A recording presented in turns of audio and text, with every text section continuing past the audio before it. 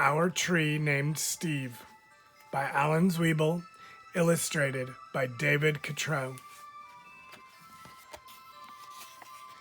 Our Tree Named Steve by Zweibel, illustrated by David Catrow.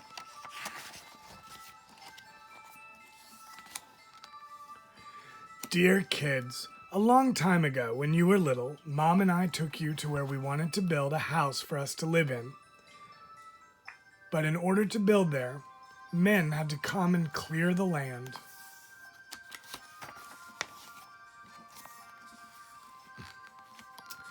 I remember there was one tree, however, that the three of you couldn't stop staring at.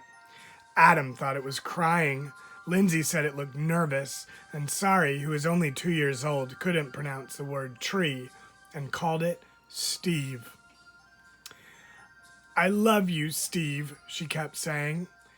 And then Adam and Lindsay started saying it. And before too long, Mom and I got the hint and asked the builder to please save Steve.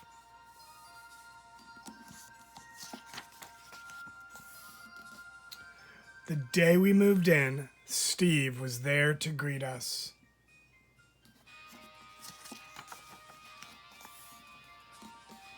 He quickly worked his way into your lives as a swing holder, target, third base, hiding place, jump rope turner.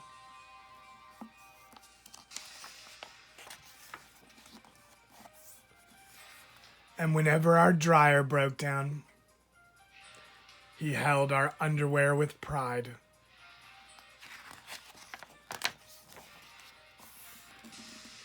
Yes, right there in the center of our yard, this weird-looking tree grew to become the center of our outdoor life.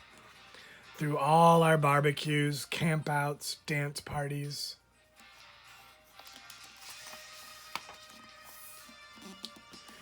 Or when Adam and Lindsay started getting crushes on the Simon kids next door, Steve adjusted to our every need.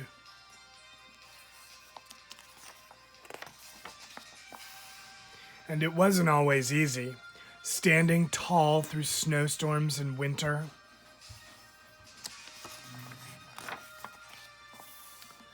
Or when Uncle Chester napped in the hammock, couldn't possibly have been fun. Not to mention that time that the sewer overflowed and Steve sucked up all the smelly water before it drowned Kirby.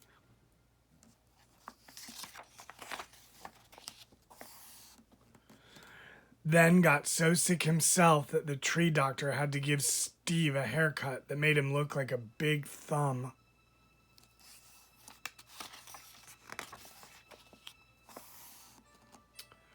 Through the years, Mom and I have tried to show you, in a world filled with strangers, the peace that comes with having things you can count on and a safe place to return to after a hard day or a long trip. Which brings me to the point of this letter. Last week, a storm hit our area.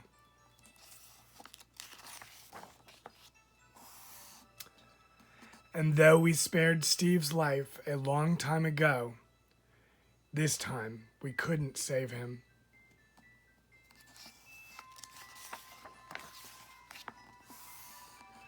Are we sad? Sure we are.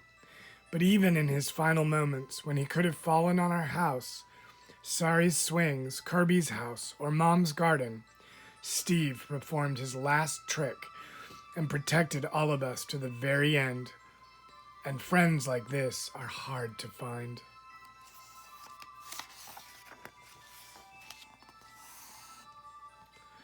So when you come home from Grandma's next week, Steve will not be able to greet you as he's done in the past. I'm sorry. But please know that Steve will always be with us, in our hearts, in our thoughts.